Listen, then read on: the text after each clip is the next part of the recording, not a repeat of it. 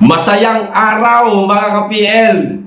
Meron po kayong dapat malaman, lalong-lalo na po sa mga kababayan nating OFW na nag-aalala po ng labis-labis sa kalagayan po ng ating Tatay Digong dahil nga ipinapakalat ng mga bangag vlogger na umano merong 7,000 na mga kapulisan ang nakaantabay lamang para arestuhin ang ating Tatay Digong at umano pa mga kababayan naglabas daw ng red notice ang Interpol.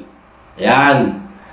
Baka sa mga balitang ito na babasahin ko mga kababayan, kumukuha po ng referensya o ito ang ginagamit na referensya ng mga bangag vlogger para takutin po itong ating mga kaibigang DDS. Ngayon, klaruhin po natin ito mga kababayan.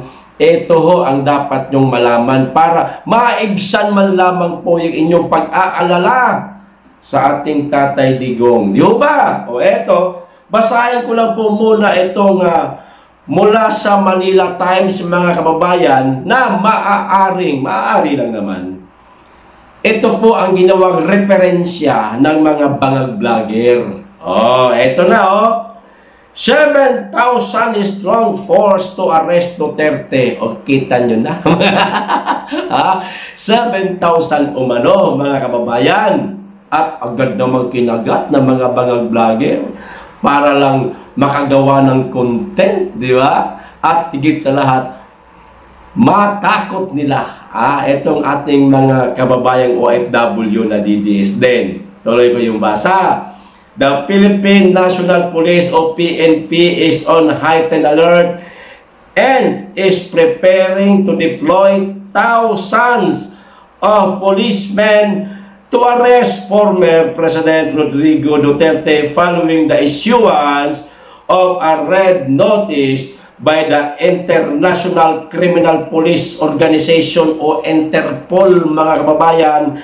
The Manila Times learned from an unimpeachable source. Tuloy ko yung basa. The source who had knowledge of the security preparation said at least 7,000 police personnel will be mobilized to hunt down and arrest the former leader who has been investigated by the International Criminal Court for thousands of death linked to his anti-drug war umano mga kababayan. Di ba? Kiniktaho nila lahat yan. Inuulit-ulit po ng mga bangag vlogger yan mga kababayan. Tandaan po ninyo mga kababayan, ang kasinungalingan kapag inuulit-ulit pong sabihin yan, mapasa social media man o maging sa mga mainstream media, nagmumukha pong totoo yan mga kababayan. Maniwala ho tayo sa lehitimo at may alam na nagbibigay po sa atin ng impormasyon. Pero lilinawin ko lang, hindi ko naman po sinasabing hindi lehitimo ang The Manila Times at gumagawa lamang sila ng fake news. Walang ganon Wala ako sinasabing ganon. Ang pinatutungkulan ko po ngayon ay ang mga bangag vlogger na napakagagaling pong gumawa ng fake news mga kababayan. Etong mga bangag vlogger na ito mga kababayan, walang pinagkaiba. Halos magkaparehas na ho sila ng mga NPA mga kababayan. Magagaling po sila sa propaganda. Ayan, para lituhin at takutin ang ating mga kababayan, kapwa natin DDS. Konti na lang. The source said that security forces will be secure major in 3 points across the country, including seaports and airports in preparation for Duterte's return from Hong Kong mga kababayan. Paano kung sabihin kong nakauwi na? Hindi naman na-aresto. Di iiyak ang mga bangag vlogger. However, efforts to capture Duterte will be concentrated in Metro Manila and Davao City, his home province.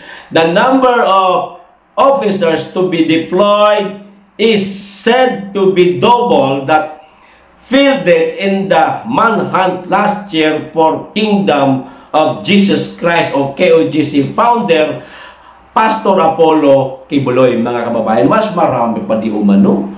Ha? Itong mga maghahanap sa ating Tatay Digong kontra doon sa mga pumasok sa KOJC at tumugis din kay Pastor Apollo Kibuloy.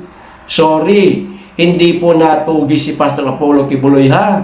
Lilinawin lang po namin, siya ay kusang sumuko. Yan. Hindi po siya nahanap. Natutuusin lang, hindi siya nahanap. Kung saan naman nagbutas si Torre. Hindi naman na heartbeat sa ilalim ng lupa. Wala naman siya na nakita. O naawa na lang sa kanila si Pastor. Kaya sumuko na lang. O eto pa, isa na lang mga kababayan. Isa na lang. Kasi napakarami po ngayon. Kumakalat po ito ngayon sa social media. Ulitin ko, maaaring dito ho kumuha ng basihan o ito po ang ginamit na referensya ng mga bangag vlogger para lituhin ho kayo. O, ito pa isa ha. Naka-high alert ang Philippine National Police o PNP at magpapadala ng 7,000 police upang arestuhin si dating Pangulong Rodrigo Duterte matapos maglabas ng red notice ang Interpol. Relax lang, may malalaman po kayo. Ito, importante ito mga kababayan. Relax lang, tapusin ko lang ito ha. Paigtingin ang seguridad sa mga pangunahing daungan, kabilang ang mga pantalan at paliparan bago ang pagbabalik ni Duterte mula Hong Kong na may tutok sa Metro Manila at Davao. Ayan. Ang lawak ng operasyong ito ay doble kumpara sa manhunt para sa KOJC founder Apollo Kibuloy. Noong nakarang taon, kinumpirma ng isang mataas na opisyal ng pulisya ang mobilisasyon, ngunit tumangging magbigay ng karagdagang detalye. Okay, nabasa na natin, English, tinagalog pa natin para siguradong maintindihan po nating lahat mga kababayan ha. Ito po ang nais kong malaman ninyo. Ito ho ang pinaka lehitimong balita mga kababayan. Para maibsan po yung inyong pangamba, pag-aalala para sa ating minamahal na tatay. Ito, basahin natin. Mula po ito mismo kay Atty. Harry Roque, mga kababayan. 2 oras pa lamang po ang nakakalipas. Ayan na.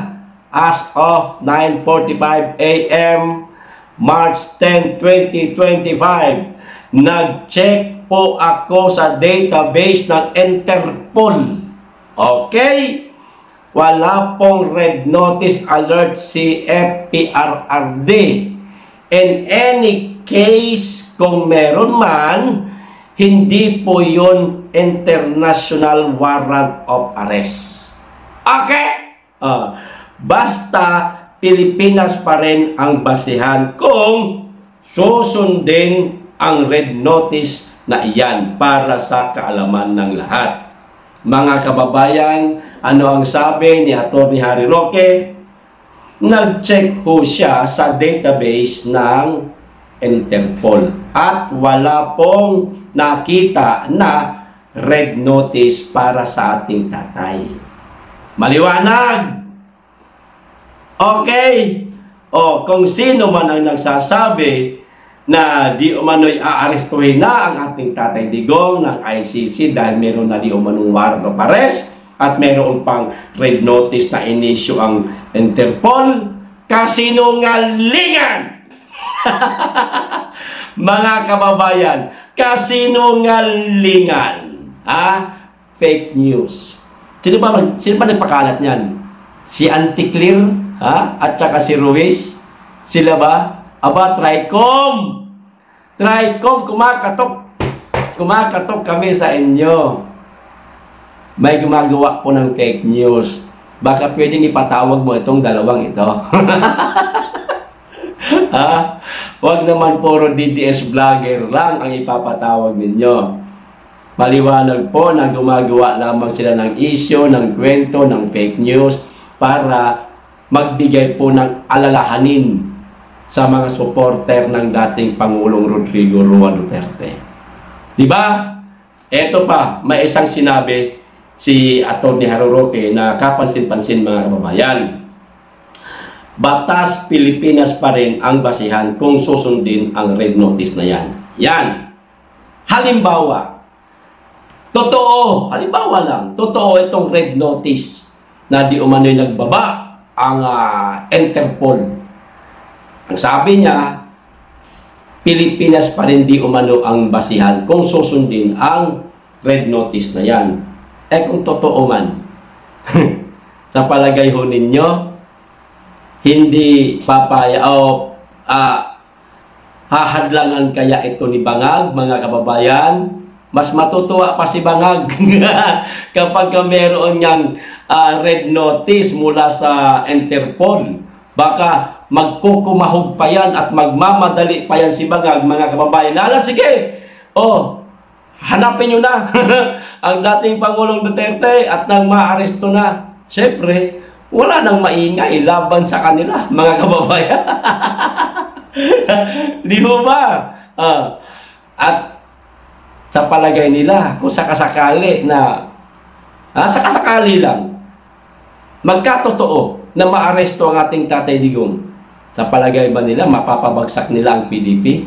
Baka nga mas dumami pa ang taga-suporta at botante ng mga PDP at ilalampaso lamang sila, mga kababayan, sa darating na halalan. Pero isa lang ang napansin ko, mga kababayan.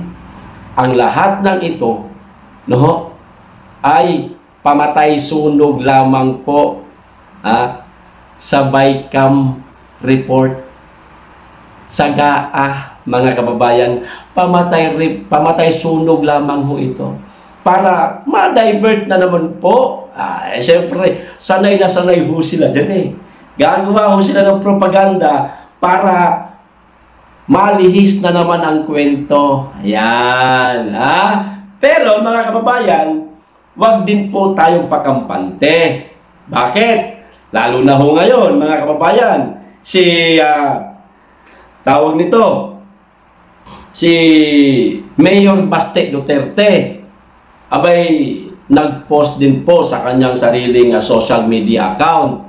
At ito ho ang sabi niya. When PRRD calls and it's a bluff, Bongbong Marcos is done. Kita nyo na?